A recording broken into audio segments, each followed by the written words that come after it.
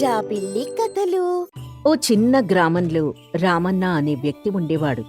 చిన్నతనం నుంచే కష్టపడే మనస్తత్వం అతంది. కాని ఎక్కువ ఆస్తిని మాత్రం కూడబెట్టలేకపోయాడు. పొలంలో పగలంతా కష్టపడి ఆ వచ్చిన డబ్బుతోనే భార్య సావిత్రిని, పిల్లలు వెంకట్, లలితల బాగోగులు చూసుకుంటూ ఉండేవాడు. అతను చాలా నిజాయితీపరుడు. ఓ రోజు రామన్న పొలం నుంచి ఇంటికొస్తూ ఉంటే వృద్ధురాలు అచ్చమ్మ, రామన్నా, ఓసారి ఆగుతావా? నీతో కొంచెం మాట్లాడాలి. ఏంటి పెద్దమ్మా, ఏమైంది? మరేం లేదు రామన్నా, నా మనవడి ఆరోగ్యం బాగాలేదు. అయ్యో, ఏమైంది పెద్దమ్మా? నిన్న మా వాడితో కలిసి బాగానే ఆడుకున్నాడు కదా. అవును బాబూ, రాత్రి నుంచి ఒకటే జ్వరం. వైద్యం చేయించడానికి డబ్బు కావాలి. ఎవ్వరూ ఇవ్వడం లేదు. నువ్వేమైనా సాయం చేయగలవా? ఇప్పటికిప్పుడు నా దగ్గర అంత డబ్బు లేదు పెద్దమ్మా. కొంచెం చూడయ్యా, ఎలా అయినా తిరిగిచ్చేస్తాను. కొంచెం అత్యవసరం బాబూ సరే, నాతో ఇంటికి రా, ఏదో ఒకటి చేద్దాం అని ఆమెను ఇంటి వరకు తీసుకెళ్లి వరండాలో కూర్చోబెడతాడు. లోపల తన భార్య సావిత్రితో, సావిత్రి, ఇంట్లో ఏవైనా డబ్బుందా? దేనికండి? ఇప్పుడు అంత అవసరం ఏమొచ్చింది? ఆమెను వెంట పెట్టుకుని వచ్చారేంటి? ఏవైందిప్పుడు? పాపం, ఆమె మనవడికి రాత్రి నుంచి జ్వరమంట. డబ్బు అవసరమని వచ్చింది. ఇప్పుడు మన దగ్గర కూడా లేవు కదండి. పంట చేతికి వచ్చేంత వరకు ఇల్లు గడవడం కూడా కష్టమే కదా.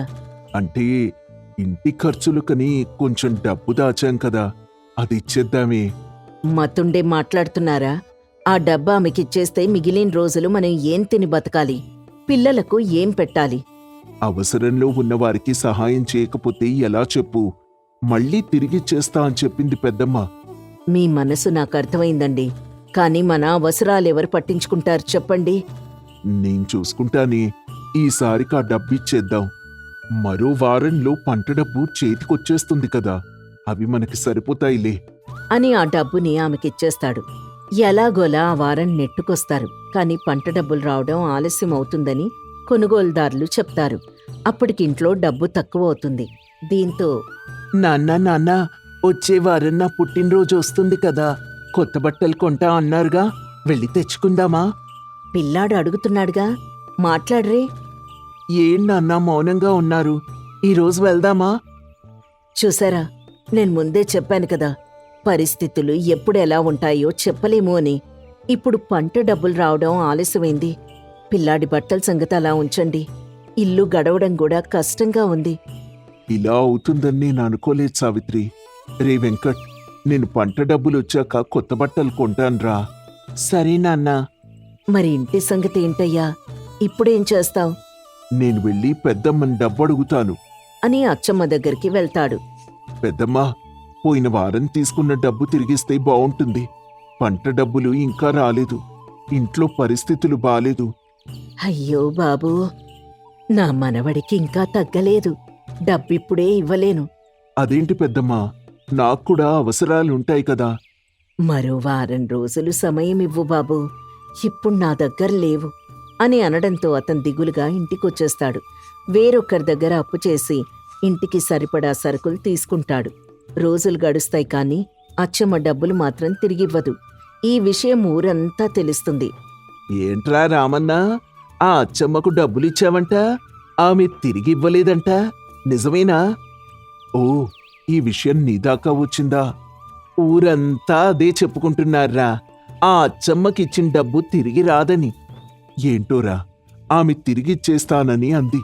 అందుకే నువ్వు సాయం చేయడం మంచిదేరా, కాని జాగ్రత్తగా ఉండాలి. సాయం ఎవరికి చేస్తున్నావనేది కూడా తెలియాలి. వారవసరంలో ఉన్నారంటే ఇన్నెక్కడ ఆలోచిస్తాన్రా. ఇప్పుడు నువ్వే ఇబ్బంది పడుతున్నావు కదా. సరే, నేను చెప్పాల్సింది చెప్పాను, ఇక నీ ఇష్టం అని చెప్పి వెళ్ళిపోతాడు.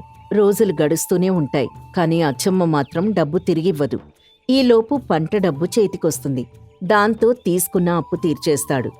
ఏవయ్యా, నువ్వు మాత్రం తీసుకున్న అప్పు వెంటనే తీర్చేశావు. మరి నీ దగ్గర తీసుకున్న వాళ్ల సంగతేంటి? అది ఆమె వారం డబ్బిచ్చేస్తాను అని చెప్పింది. 3 వారాలుగా ఇదే చెప్తున్నావు. పిల్లాడికి కొత్త బట్టలు కొనలేకపోయాం. ఆడపిల్ల, కనీసం దానికైనా పుట్టినరోజుకేవైనా తీసుకుందాం. అవునే, తీసుకుందాం. ఈ వారం పెద్దమ్మ డబ్బిచ్చేస్తుంది.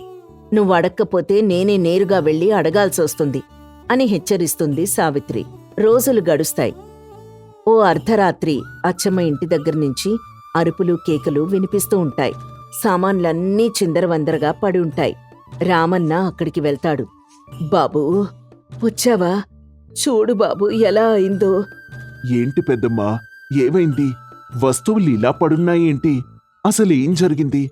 బాబూ, నేను నీ దగ్గర తీసుకున్న అప్పు తిరిగిచ్చేద్దామని డబ్బు బీర్వాలో పెట్టాను.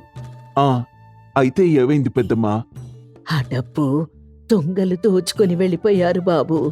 నేను నీ డబ్బుని కాపాడలేకపోయాను. అయ్యో, ఎంత పని జరిగింది. సరే, పోన్లే, మీరు జాగ్రత్తగా ఉండండి అని జాలిపడి అక్కడ్నించి వచ్చేస్తాడు. విషయం సావిత్రికి తెలిసి పంచాయతీ వరకు విషయాన్ని తీసుకుని వెళ్తుంది. అక్కడ పంచాయతీ పెద్దలు, రామన్న, ఇంత అమాయకుడివైతే ఎలా చెప్పు? ఏంటండి, ఏమైంది? ఏంటి అంటావేంటి? చూడు నీ భార్యని ఎలా దిగాలుగా ఉందో.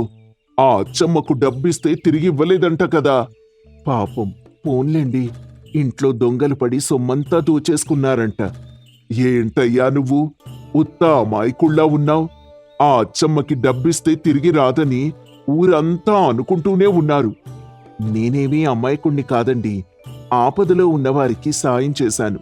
అది లాభమా నష్టమా అనేది పక్కన పెట్టేస్తే మంచిది అని అనుకుంటున్నాను అని అనగానే అంతా మౌనంగా నిల్చుండిపోతారు. కొంతసేపు ఎవ్వరూ ఏం మాట్లాడరు. కాసేపటికి పంచాయతీ పెద్ద హనుమంతయ్య ఇలా అంటారు. రామన్న, నీ మనసు చాలా బంగారం. నీలా ఎవ్వరూ ఆలోచించరు. కానీ ఇప్పుడు నీ కుటుంబం కష్టాల్లో ఉంది కదా. అది కూడా నిజమేనండి. కానీ అప్పుడు పెద్దమ్మ మాటలు విని కూడా నేను సాయం చేయకపోతే నన్ను నేనిప్పటికీ క్షమించుకునేవాణ్ణి కాదు. మరి మన పిల్లలు, వాళ్ళ అవసరాలు, ఇల్లు గడవడం సంగతేంటి? సావిత్రి, నీ బాధ నాకు అర్థమైంది. కానీ అక్కడ పెద్దమ్మ మనవడిది ఆరోగ్య సమస్య. అందుకే అని మాట్లాడుకుంటూ ఉండగా అక్కడికి అచ్చమ్మ వస్తుంది. బాబూ, ఇదంతా నా వల్లే జరుగుతోంది. సమస్య ఇంత పెద్దదవుతుందని నేను అనుకోలేదు. అయ్యో పెద్దమ్మా, నువ్వెవ్వరికీ సమాధానం చెప్పాల్సిన అవసరం లేదు. లేదు బాబూ, నేను చెప్పాలి. నేను డబ్బిద్దామనే అనుకున్నాను. కాని నిజంగానే దొంగలు దోచుకుపోయారు. మీరు నిజం చెప్పినా అబద్ధం చెప్పినా ఫలితం ఒక్కటే. మా ఇబ్బందులైతే తీరవు కదా. సరే సరే, ఇప్పుడు నువ్వేం చెప్తావు అచ్చమ్మా? పంట వచ్చే వరకు ఆగితే ఆ డబ్బులో సగం వడ్డీతో సహా ఇచ్చేస్తానయ్యా. సరే, అదే మాట వ్రాతపూర్వకంగా రాశాను. ఇక్కడ వేలిముద్రవే. సరే పెద్దాయనా, నేను మాటిస్తున్నాను. వచ్చే పంటలో క్రమంగా రామన్నకు చెల్లిస్తాను అని పంచాయతీ సాక్షిగా వేలిముద్ర వేసింది. రామన్న ఆ పత్రం తీసుకుని మడిచి జాగ్రత్తగా జేబులో పెట్టుకున్నాడు. ఆ తర్వాత ఇలా అన్నాడు. పెద్దమ్మా, నువ్వు ఇబ్బందుల్లో ఉన్నావని నాకు తెలుసు. అందుకే ఇప్పటి వరకు ఒత్తిడి పెట్టలేదు. కానీ ఇప్పుడు మన ఇరువురి మధ్య స్పష్టత ఉండడం మంచిది. అవును బాబూ, నీ మనసు చాలా పెద్దదే. నీ సాయం లేకపోతే ఆ రోజు నా మనవడు బతికేవాడో కాదో తెలియదు. సరే పెద్దమ్మా, వీలైనంత త్వరగా డబ్బు తిరిగిస్తే మంచిది.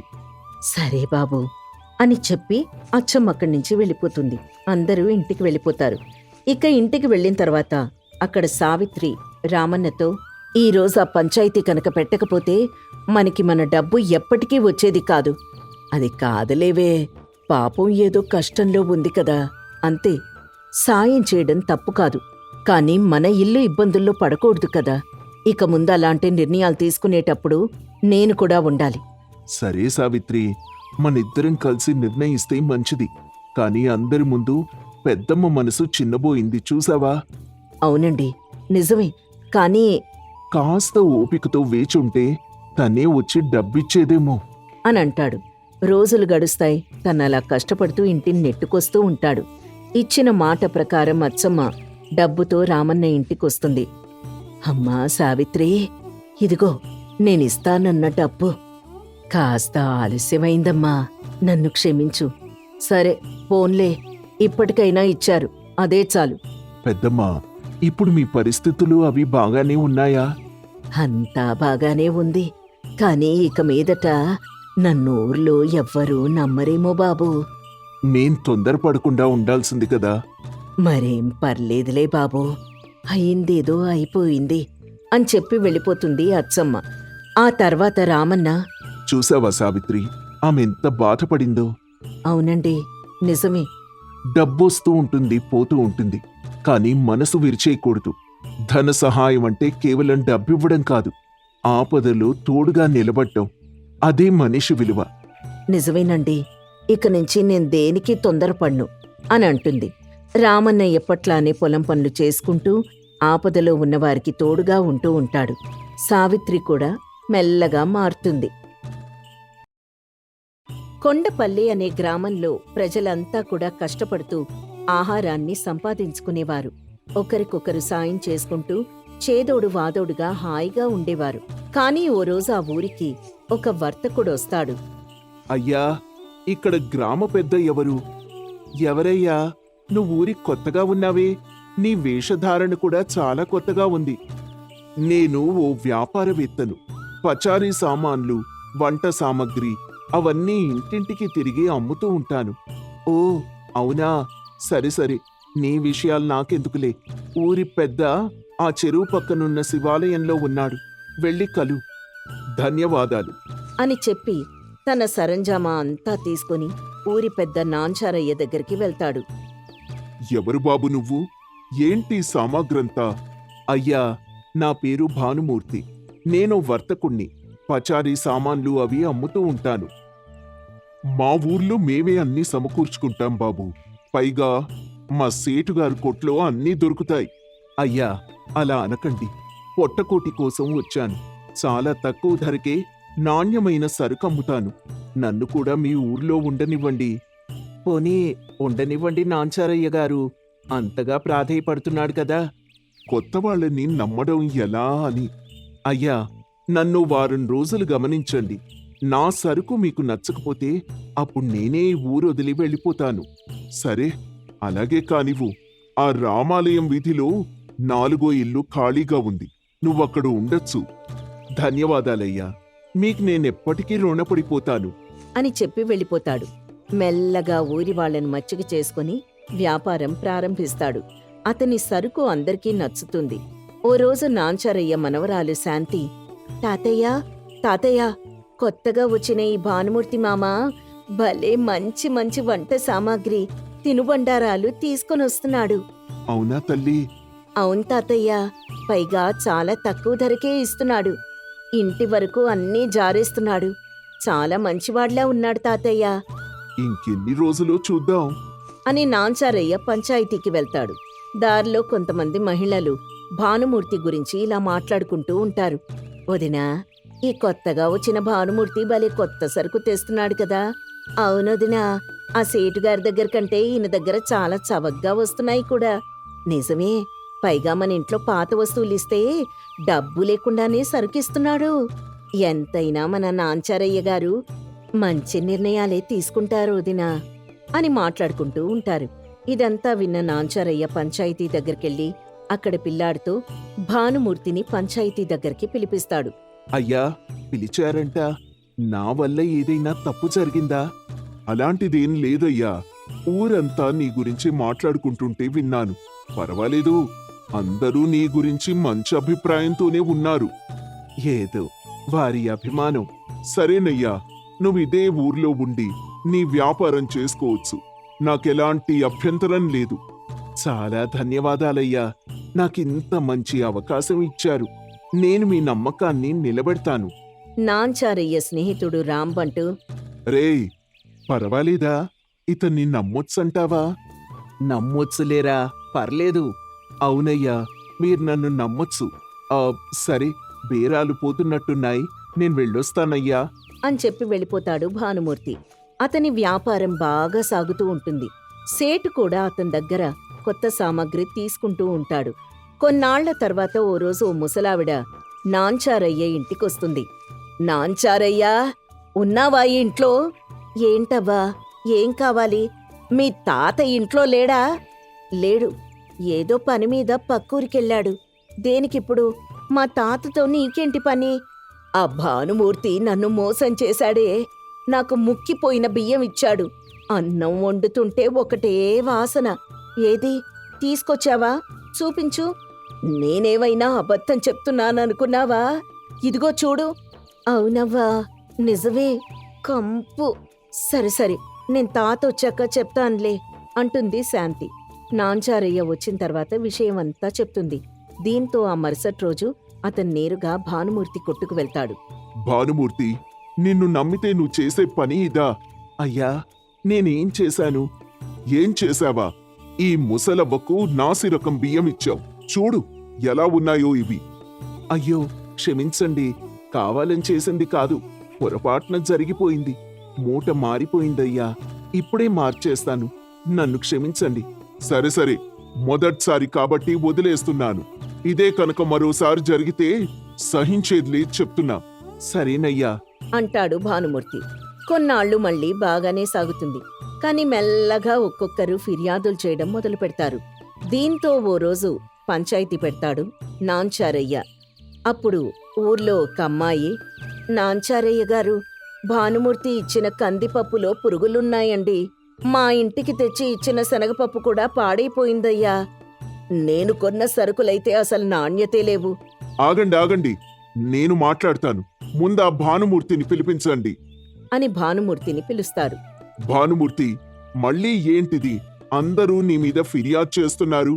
అయ్యా, నేనేం చేశాను నాకే అర్థం కావడం లేదు. బహుశా గోదాములో నిల్వ చేసిన సరుకులో తేడా వచ్చుంటుంది. ఆ మాటలు వద్దురా. ఒక్కరు కాదు, 10 మంది ఇదే చెప్తున్నారంటే తప్పు నువ్వే చేసుంటావు. నన్ను నమ్మండి, నేను చెడు చేయాలనుకోవడం లేదు. నాకొక్క చివరి అవకాశం ఇవ్వండి.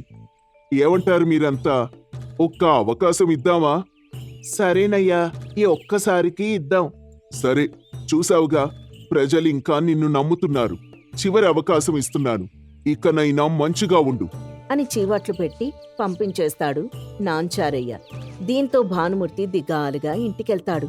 అప్పుడే అతని స్నేహితుడు శివయ్య వస్తాడు. రే భాను, ఏంట్రా? ఏమైంది? ఏంటిదంతా? అదేరా నాకు అర్థం కావడం లేదు. నేనంతా బాగానే చేశాను. కొంపదీసి మన పథకం కానీ తెలిసిపోలేదు కదా? లేదురా, అంతవరకు వెళ్ళలేదులే. ఇంకా ఇంకొక 2 రోజులు ఆగుంటే వీళ్ళ బంగారం తీసుకుని ఇక్కడి నుంచి వెళ్ళిపోయేవాళ్ళం. సరిగ్గా ఊరంతా కలిసి పంచాయతీ పెట్టారు. అందుకేరా జాగ్రత్తగా ఉండాలి అని చెప్తూ ఉంటాను. ఇప్పటికీ మించిపోయింది ఏమీ లేదు. ఊర్లో ఆడవారికి బంగారం గురించి విషయం చెప్పు. ఇప్పుడు నేనేం చెప్పినా నమ్మర్రా. మరేం పర్లేదురా. సరుకు బాలేదు, కొత్త తీసుకురావడానికి పట్నానికి వెళ్తున్నాను. అక్కడ పాత బంగారం తీసుకొని కొత్తది ఇస్తారు. మీరొప్పుకుంటే నేనది మీ దగ్గరకే తీసుకొస్తాను. కావాలంటే మీలో ఒకరు నాతో రావచ్చు అని చెప్పు. నేను చెప్తే నమ్ముతారంటావా? 2 రోజుల్లో ఊరందర్నీ మాయ చేశావు. నీకిదొక లెక్క. ఏంట్రా నువ్వు ఇంకా ఆలోచిస్తావు? నేను చెప్పినట్టు చెయ్యి అనంటాడు శివయ్య. భానుమూర్తి మాయమాటలు చెప్పి ఊరి ఆడవారిని నమ్మించేస్తాడు. వారు కూడా బంగారం మత్తులో పడి ఒకరికి తెలియకుండా ఒకరు వాళ్ళ గాజులు, కమ్మలు ఇస్తారు. భానుమూర్తి పట్నం వెళ్తాడు. సాయంకాలం అవుతుంది. అప్పుడు, వదినా, భానుమూర్తి ఇంకా ఏంటి రాలేదు? వస్తాళ్లే వదినా, 6 కూడా కాలేదు కదా, ఏంటి తొందర? అది కాదు వదినా, మనం బంగారం ఇచ్చాం కదా. ఏంటి, నువ్వు కూడా ఇచ్చావా? అవునదినా, ఇచ్చాను. అబ్బా, ఇప్పుడు మనకి దానికి 2 కొత్త బంగారం రాబోతోంది. నాకెంత సంతోషంగా ఉందో తెలుసా? కాని నాకు మాత్రం ఎందుకో కంగారుగా ఉందోదినా. సమయం ఇంతైనా భానుమూర్తి ఇంకా రాలేదు అని అంటుంది. సమయం గడుస్తుంది. ఆ రాత్రంతా గడిచిపోతుంది. తెల్లారినా కూడా భానుమూర్తి ఊర్లోకి రాడు. దీంతో పంచాయతీలో విషయం బయటపడుతుంది. అసలు మీ అందరికీ బుద్ధుందా? ఎవరిని నమ్మి మీ బంగారం వాడి చేతిలో పెట్టారు? ఇప్పుడు చూడండి ఏమైందో. అంటే అది మన భానుమూర్తి కదా అని. ఏంటమ్మా మీరు? మన ఏంటి మన? వాణ్ణి చూస్తేనే నాకు మొదట్నుంచి అనుమానంగా ఉంది. రే నాంచారయ్యా, ఇప్పుడు ఏం చేద్దామంటావు? అదే ఆలోచిస్తున్నాన్రా అని నాంచారయ్య హడావిడిలో ఉండగా భానుమూర్తొస్తాడు. దీంతో అందరూ అతన్ని తిట్టిపోస్తారు. ఆగండి ఆగండి, ముందు అతన్ని మాట్లాడనివ్వండి. రాత్రి బాగా ఆలస్యమైందని స్నేహితుడి దగ్గర ఉండిపోయాను. అయినా ఓ మనిషి మీద ఇంత అనుమానమా మీకు? ఇదిగోండి, నేను తెస్తానన్న బంగారం తీసుకొచ్చాను, చూసుకోండి. అమ్మయ్యా, తీసుకొచ్చావా? ఎక్కడా? అట్నుంచి అటే పారిపోయావేమో అని మేమనుకున్నాం. చూపించు మరి. ఏంటండి నాంచారయ్య గారు ఇది? నమ్మకం లేని చోట నేనుండలేను. నేను వ్యాపారం చేయలేను. నేనే ఈ ఊరు నుంచి వెళ్ళిపోతాను. ఏదో కంగారులో అలా అన్నారులేవయ్యా, వదిలేయ్. లేదండి, నేను వెళ్ళిపోతాను. నేనిక్కడ ఉండలేను. రే నాంచారయ్యా, వెళ్తానంటున్నాడుగా, వెళ్ళనివ్వు. అని అంటాడు రాంబంటు. దీంతో భానుమూర్తి శాశ్వతంగా ఆ ఊరి నుంచి వెళ్ళిపోతాడు. ఆ మరుసటి రోజు మళ్ళీ అందరూ గోల పెడుతూ పంచాయతీ దగ్గరకొస్తారు. ఏంటమ్మా, ఏమైంది? మళ్ళీ ఎందుకు నన్ను పంచాయతీకి పిలిపించారు? అయ్యా, మనం అందరం మోసపోయాం. చాలా తెలివిగా అతను నకిలీ బంగారాన్ని చేతిలో పెట్టి ఇక్కడి నుంచి జారుకున్నాడు. అమ్మ భానుమూర్తి, ఎంత పని చేశావయ్యా! రే, ఏంట్రా ఇప్పుడు పరిస్థితి? ఇప్పుడు అతన్ని వెతికినా లాభం లేదు. జరిగింది ఓ పీడకల అనుకుని మనం ఇకపై జాగ్రత్తగా ఉండటం మంచిది. అయ్యా, మరి బంగారం? ఏం చేయలేం తల్లి, నా మనవరాలు కూడా తన గొలుసు ఇచ్చిందంట. వాడాడిన ఈ ఆటలో మనమంతా మోసపోయాం. ఇక నుంచి జాగ్రత్తగా ఉందాం అని నచ్చజెప్పి పంపిస్తాడు నాంచారయ్య. మొదట్నుంచి నమ్మకాన్ని, విశ్వాసాన్ని సంపాదించిన భానుమూర్తి చివరికి తన అసలైన స్వభావం బయటపెట్టాడు. ఎవర్నీ అంత తేలిగ్గా నమ్మకూడదని ఇందుకే అంటారు,